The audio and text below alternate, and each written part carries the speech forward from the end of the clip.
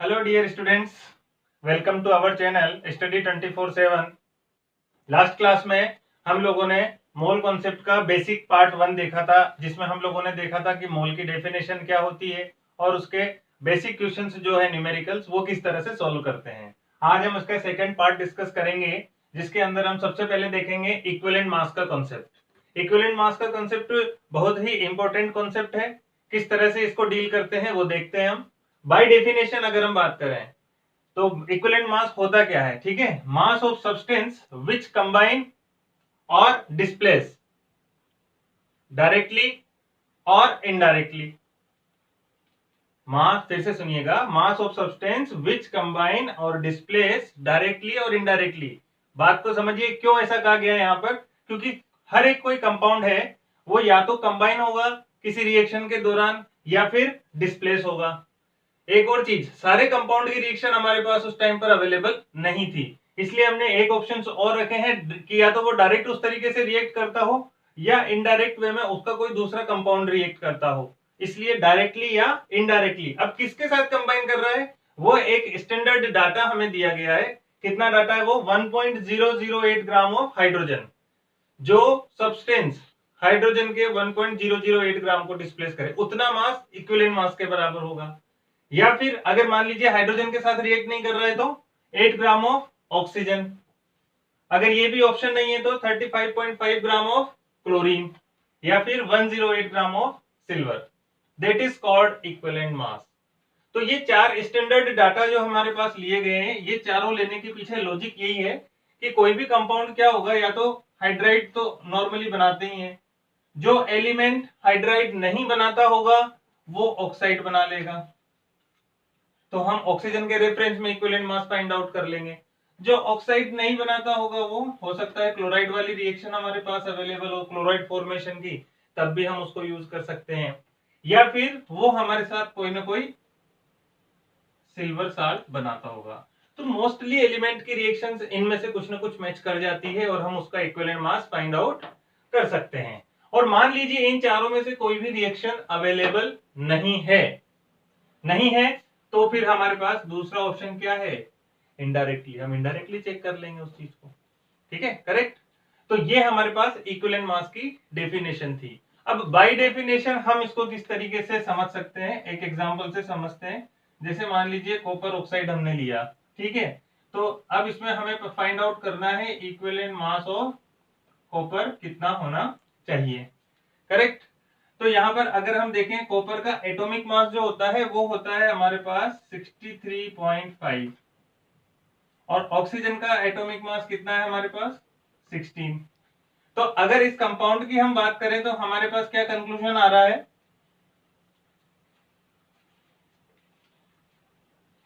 63.5 gram copper combine with 16 gram of oxygen.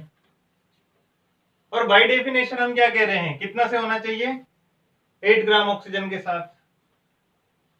तो 8 gram of oxygen के साथ कितना रिएक्ट करना चाहिए, अगर यहां से हम देखेंगे तो रिलेशन कितना आ जाएगा, 63.5 डिवाइडेड बाय 2, ठीक है। तो इतने ग्राम कॉपर से ये रिएक्ट करना।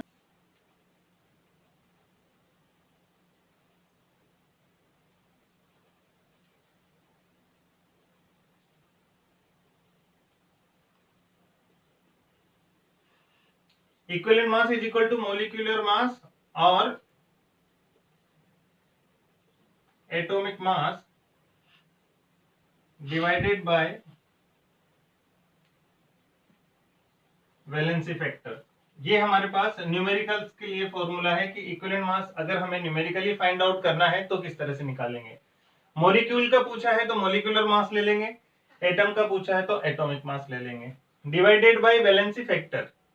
अब वैलेंसी आप लोग जानते हैं, वैलेंसी फैक्टर क्या चीज है, ये अपन रेडॉक्स में डिटेल में पढ़ेंगे कि किसी भी एलिमेंट का वैलेंसी फैक्टर किस तरह निकालते हैं। क्यों, क्योंकि ये वेरिएबल होता है। वैलेंसी फैक्टर जो होगा वेरिएबल होगा and it will B depends on reaction किस तरह की रिएक्शन हो रही है उस पर भी डिपेंड करता है। तो वैलेंसी फैक्टर निकालने का तरीका अलग अलग रहेगा। फिलहाल हम कॉमन उसके एग्जांपल के लिए समझ लेते हैं कि वैलेंसी की टर्म में ही हम बात कर सकते हैं। यहाँ पर मोस्टली तो हम वैलेंसी की टर्म में भी इक्विवेलेंट मास निकाल सकते हैं। जैसे जस्ट अभी जो हमने बाय डेफिनेशन निकाला है उसी को अगर दोबारा से देखें एग्जांपल को, कि कॉपर ऑक्साइड हमारे पास है और आपको equivalent mass of copper find out करना है।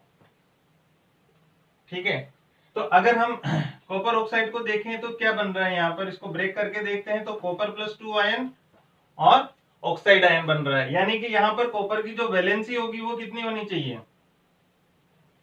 2।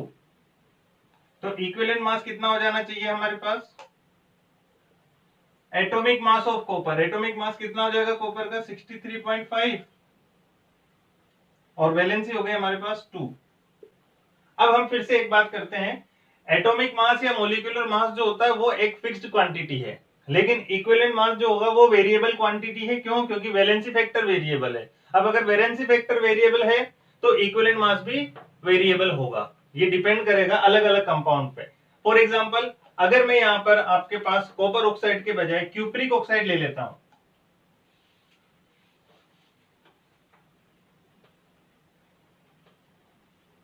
क्यूप्रस ऑक्साइड, तो क्यूप्रस ऑक्साइड अगर हम लेते हैं यहाँ पर तब इक्विवेलेंट मास ऑफ कॉपर कितना हो जाएगा।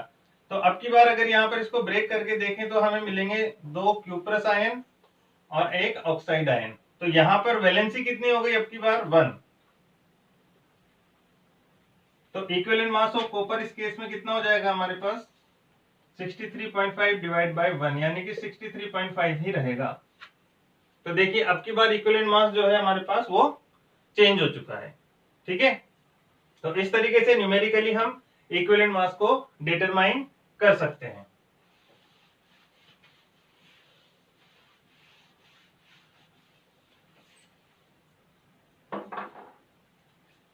एक और एग्जांपल हम ले लेते हैं, मान लीजिए equivalent mass of aluminium in aluminium chloride कितना होना चाहिए। ठीक है, तो यहां पर हमारे पास पहली चीज तो क्या चाहिए हमें, एल्यूमिनियम का एटॉमिक मास, और दूसरी चीज चाहिए वैलेंसी। तो वैलेंसी के लिए क्या करेंगे, हम आयंस में डिवाइड कर दें इसको, एल्यूमिनियम प्लस 3 आयन और 3 क्लोराइड आयन यहां पर मिलेंगे हमें। तो वैलेंसी हो गई हमारे पास 3। तो equivalent mass of aluminium will be, aluminium का इक्विवेलेंट मास कितना था, लास्ट क्लास में हमने लास्ट जो वीडियो देखा था उसमें एल्यूमिनियम का एटॉमिक मास की टेबल बनाई थी, हमने लर्न करने के लिए बताया था मैंने आप लोगों को।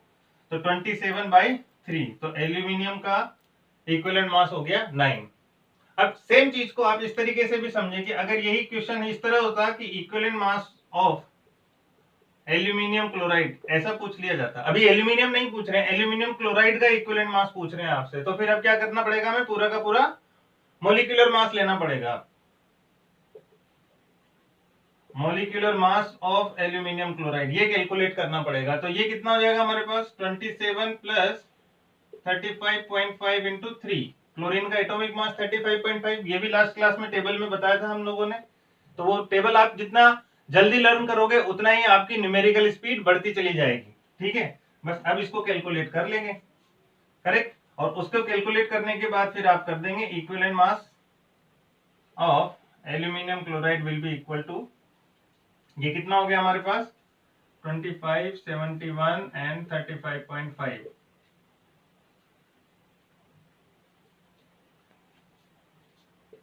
131.5 डिवाइडेड बाय 3। इसको सोल्व करने पर जो आंसर आएगा that will be equivalent mass of aluminium chloride, right. तो इस तरीके से हम इक्विवेलेंट मास डिटरमिनेट कर सकते हैं। इसके बाद इक्विवेलेंट मास के जो प्रैक्टिकल मेथड्स हैं हमारे पास कि किस तरीके से हम इक्विवेलेंट मास डिटरमाइन करते हैं, उसके लिए हमारे पास अलग अलग मेथड दिए गए हैं।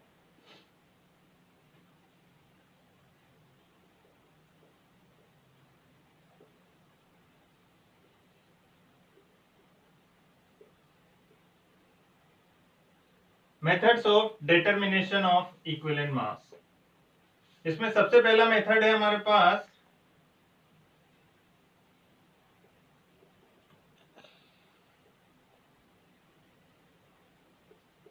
Hydrogen displacement method.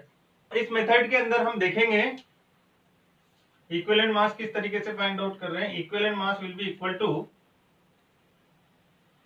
Mass of element divided by mass of hydrogen multiplied by 1.008। 1.008 हम क्यों कह रहे हैं यहाँ पर, क्योंकि हाइड्रोजन के रेस्पेक्ट में ले रहे हैं, तो इसके रेस्पेक्ट में हमारे पास स्टैंडर्ड डाटा यही था 1.008। ठीक है, तो ये हो गया मास ऑफ हाइड्रोजन। अब मास ऑफ हाइड्रोजन किस तरह से कैलकुलेट करेंगे, सवाल ये। तो हमें पता है हमारे पास क्या है, डेंसिटी इज इक्वल टू क्या होता है, मास अपॉन वॉल्यूम। तो यहां पर volume should be equal to, sorry mass निकालना है अपने को, मास इज इक्वल टू हो गया हमारे पास डेंसिटी इंटू वॉल्यूम।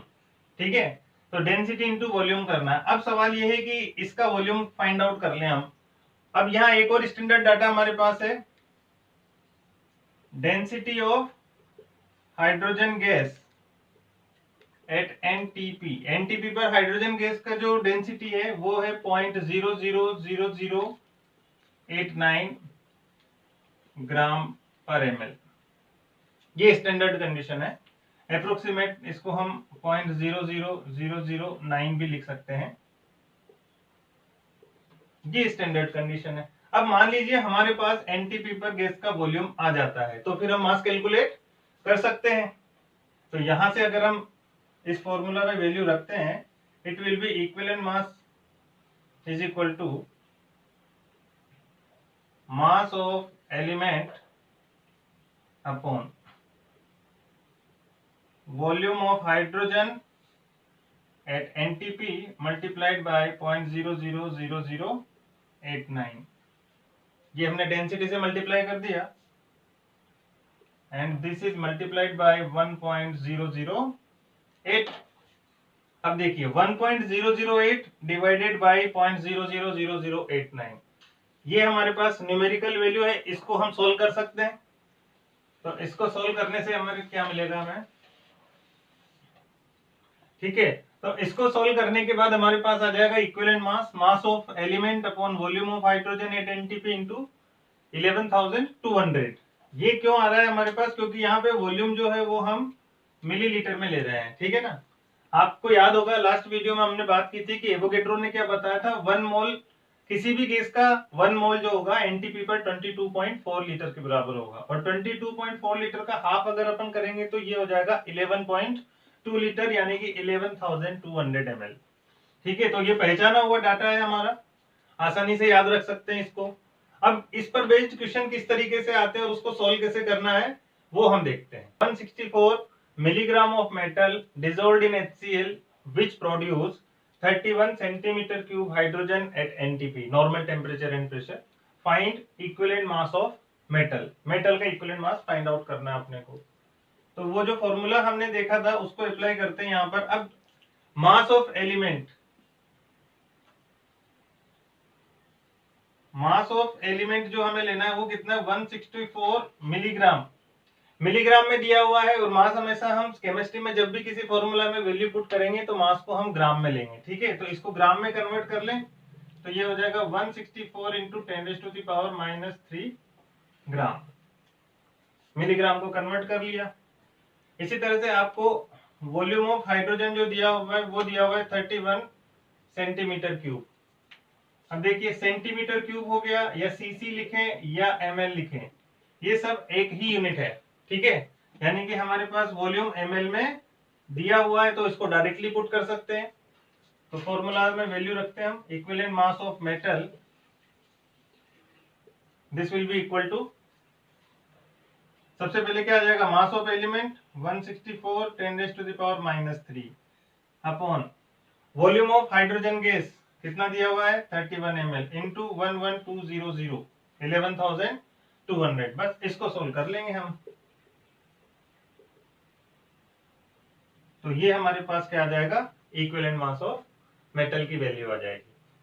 ठीक है, तो इस तरीके से हम फॉर्मूला बेस्ड क्वेश्चन सॉल्व कर सकते हैं। अब देखिए यहाँ पर क्वेश्चन में हम इस तरह से भी समझ सकते हैं, मेटल आपने लिया HCl यानी कि एसिड के साथ रिएक्ट किया, एसिड के साथ इस मेटल ने रिएक्ट करके क्या किया, हाइड्रोजन गैस प्रोड्यूस की। ठीक है, तो वही हमने जो बात की थी कि जितना एसिड में से डिस्प्लेस करता है या किसी कंपाउंड में कंबाइन होता है दैट इज इक्विवेलेंट मास। तो यहां पर हमने हाइड्रोजन के डिस्प्लेसमेंट मेथड को यूज करते हुए न्यूमेरिकल को सॉल्व किया है। ठीक है, चलिए अब अगला मेथड देखते हैं हम लोग, oxide formation method. Oxide formation method में इक्विवेलेंट मास का जो फॉर्मूला बनेगा वो क्या बनेगा, मास of element divided by mass of oxygen, और ऑक्सीजन के रेस्पेक्ट में हमने इक्विवेलेंट मास की डेफिनेशन क्या ली थी, 8 ग्राम, तो 8 से मल्टीप्लाई कर देंगे यहाँ पर हम। ठीक है, अब सवाल ये है कि मास ऑफ ऑक्सीजन कैलकुलेट करेंगे किस तरीके से।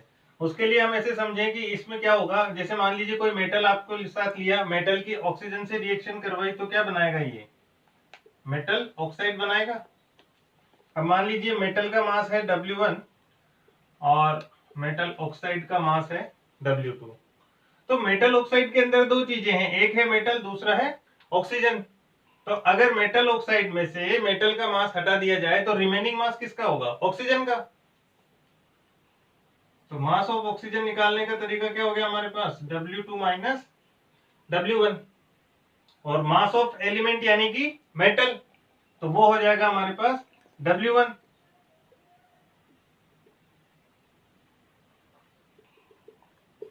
तो फाइनली हमारे पास फॉर्मूला क्या आ गया, equivalent mass is equal to W1 upon W2 minus W1 into 8। इस फॉर्मूला से हम ऑक्साइड फॉर्मेशन मेथड या इससे रिलेटेड न्यूमेरिकल सॉल्व कर सकते हैं। ठीक है, एग्जांपल देख लेते हैं अब एक।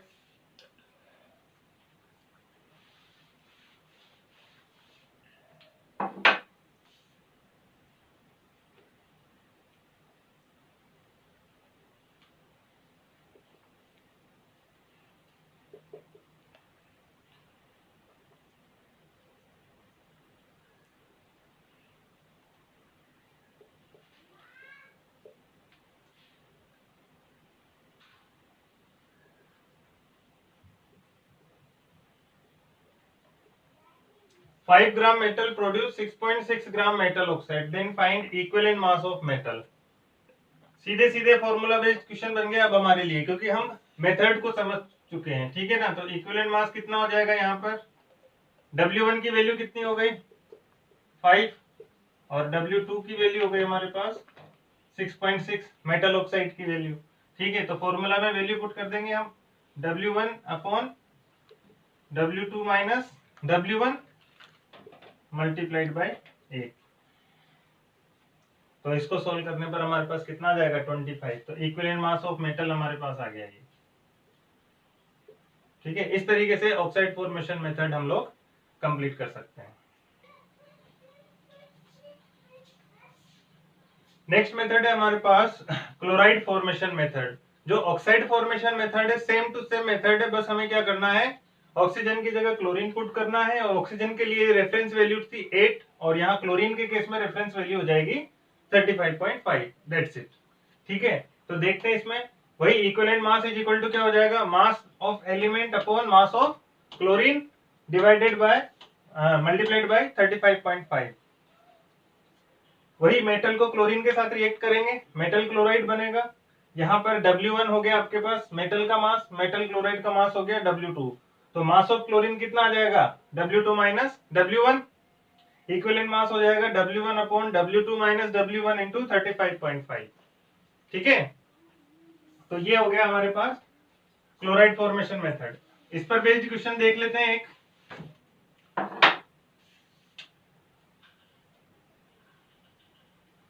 If a metal chloride have 33.33% metal, then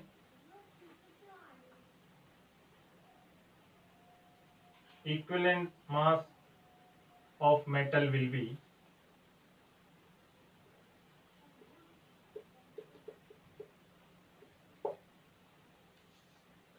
if a metal chloride have 33.33% metal, then equivalent mass of metal will be कितना होगा? ठीक है, तो यहां पर अगर हम देखते हैं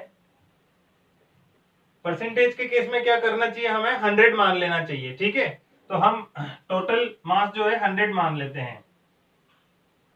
if mass of metal chloride is 100, then mass of metal will be 33.33 ग्राम, इतना होना चाहिए। तो ये तो हो गया हमारे पास क्या, W1, और W2 हो गया हमारे पास 100। वैल्यू पुट कर देंगे, equivalent mass is equal to कितना हो जाएगा अब, 33.33 divided by 100 minus 33.33 multiplied by 35.5। ठीक है, अब देखो इस कैलकुलेशन को सॉल्व करने में हमें टाइम ज्यादा खर्च होगा। इसकी भी एक शॉर्ट ट्रिक मैं आप लोगों को बताता हूं। यहां पर अगर हम देखें तो 33.33% को हम क्या कह सकते हैं, 1/3, और यहां जो बचेगा ये 33.33 डिवाइडेड बाय 66.67 इंटू 35.5। ठीक है, तो अगर हम 33.33 को मान लेते हैं 1/3, तो 66.67 ये हो जाएगा हमारे पास 2/3। ठीक है, अब ये सोल्व हो जाएगा आसानी से, 1/3 अपॉन 2/3 इंटू 35.5। अब देखिए कितना आसान हो गया, 3 से 3 कैंसिल आउट हो गया। Finally we will get 35.5 divided by 2, that is 17.75। तो it will be the equivalent mass of metal, correct.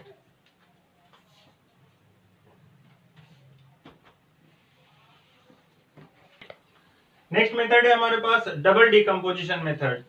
बहुत ही इंपॉर्टेंट और बहुत ही काम का मेथड है। इससे बड़े बड़े न्यूमेरिकल सॉल्व हो सकते हैं आपके, अगर आपने इस कॉन्सेप्ट को समझ लिया तो। ठीक है, तो बहुत ही इजी कॉन्सेप्ट है डबल डिकम्पोजिशन मेथड। इस मेथड के अंदर हम क्या करेंगे, कोई भी रिएक्शन ले रहे हैं, जैसे मान लीजिए AB plus CD converting into AC plus BD, इस तरह से कोई कंपाउंड बन रहा है, डबल डिकम्पोजिशन रिएक्शन हो रही है। ठीक है, तो यहाँ कॉन्सेप्ट क्या कहता है कि इक्विवेलेंट मास जो होता है किसी भी एलिमेंट का, वो हमेशा इक्वल प्रोपोर्शन में ही रिएक्ट करते हैं। तो इक्विवेलेंट मास हमेशा इक्वल प्रोपोर्शन में रिएक्ट करते हैं, तो जो रिएक्टेंट में होगा वैसा ही इक्विवेलेंट मास प्रोडक्ट के अंदर भी होगा। ठीक है, तो उसको इस तरीके से सोल्व कर सकते हैं हम। जैसे मान लीजिए हम ले रहे हैं यहाँ पर mass of AB upon mass of AC, ये आपने रिएक्टेंट ले लिया, ये आपने प्रोडक्ट ले लिया। ठीक है, तो इनका जो मासेज होगा वो इनके इक्विवेलेंट मास के प्रोपोर्शन में ही होगा, यानी कि AB का जो मास होगा वो किसके रेशियो में होगा, equivalent mass of A plus equivalent mass of B divided by equivalent mass of A plus equivalent mass of C। A B का मास है तो A का इक्विवेलेंट मास, B का इक्विवेलेंट मास, A C का मास है तो A का इक्विवेलेंट मास और C का इक्विवेलेंट मास। अब इस केस में अगर मान लीजिए हमें B और C के इक्विवेलेंट मास गिवन है या हमें पता है, तो हम इक्विवेलेंट मास ऑफ A को कैलकुलेट कर सकते हैं।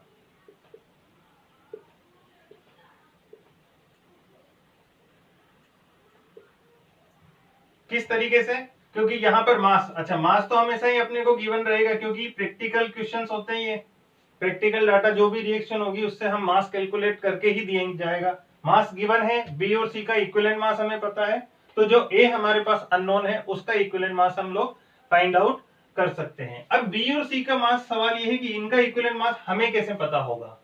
हमें ऐसे पता होगा कि मोस्टली क्या होता है, B और C जो होते हैं ये नॉर्मली क्या होते हैं, आयंस होते हैं, और इन आयंस के बारे में हमारे पास इंफॉर्मेशन होती है और हम इक्विवेलेंट मास निकाल लेते हैं। किस तरीके से, फॉर एग्जांपल अगर मान लीजिए B के लिए हम कह रहे हैं कि क्लोराइड आयन है, तो क्लोराइड आयन के लिए हमें पता है कितना हो जाना चाहिए 35.5 और वैलेंसी फैक्टर कितना हो गया इसका 1। तो बी का इक्विवेलेंट मास हमारे पास आ गया 35.5। मान लीजिए सी हमारे पास है सल्फेट आयन। अगर सल्फेट आयन है तो सल्फेट आयन के लिए कितना हो जाएगा, सल्फेट आयन का एटॉमिक मास इक्विवेलेंट मास ले लेंगे, सॉरी सल्फेट आयन का मॉलिक्यूलर मास लेंगे और उसको वैलेंसी से डिवाइड कर देंगे। कितना हो जाएगा यहाँ पर 32 प्लस 4 इंटू 16 डिवाइडेड बाई 2, 96/2। तो ये कितना हो जाएगा हमारे पास 48। तो ये वैल्यू हमें डायरेक्टली गिवन नहीं रहेगी, लेकिन हमें पता होना चाहिए कि ये इनकी वैल्यू कितना पुट करना है। ठीक है, एक चीज। इसके अलावा एक चीज और मैं यहां पर कहना चाहता हूं,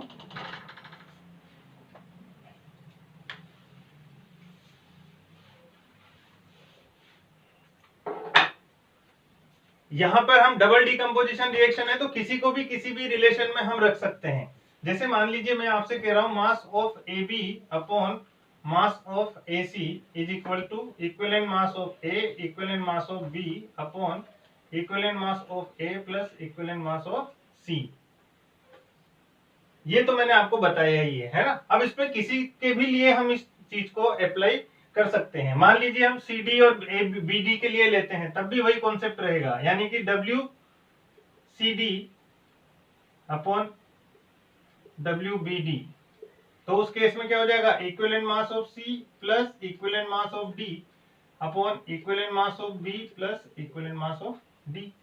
ऐसे कर लेंगे। अब अगेन हमें बी और सी का पता है इक्विवेलेंट मास, और डी के लिए हम कैलकुलेट कर सकते हैं।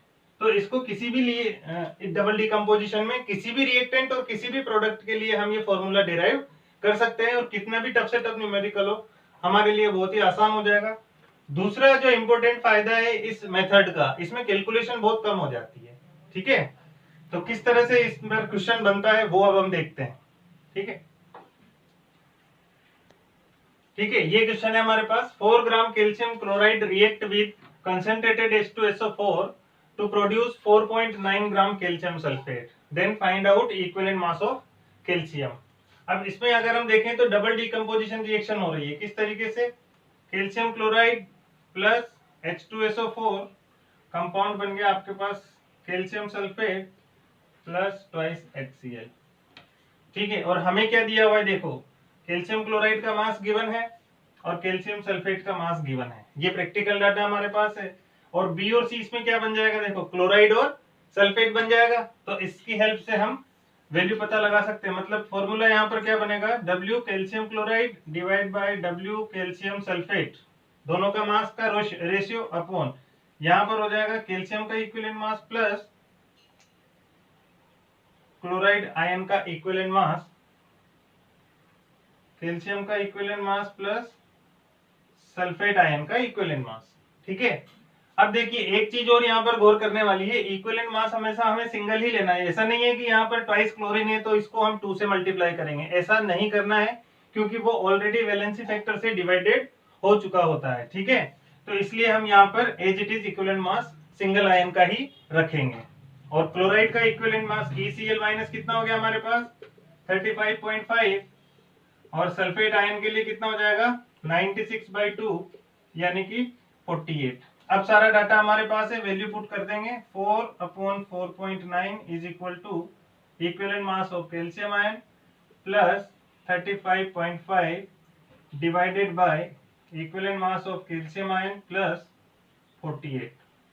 ठीक है, तो अब इसमें सिर्फ कैल्शियम का इक्विवेलेंट मास अननोन है, कैलकुलेट करेंगे यहां से तो हमारे पास फाइनल आंसर आ जाएगा 20.05। ठीक है, तो इस तरह से हम डबल डिकम्पोजिशन मेथड को यूज करते हुए आंसर निकाल सकते हैं। ठीक है, thanks to all of you dear students. मुझे आशा है कि ये वीडियो भी आपको पिछले वीडियो की तरह ही पसंद आया होगा।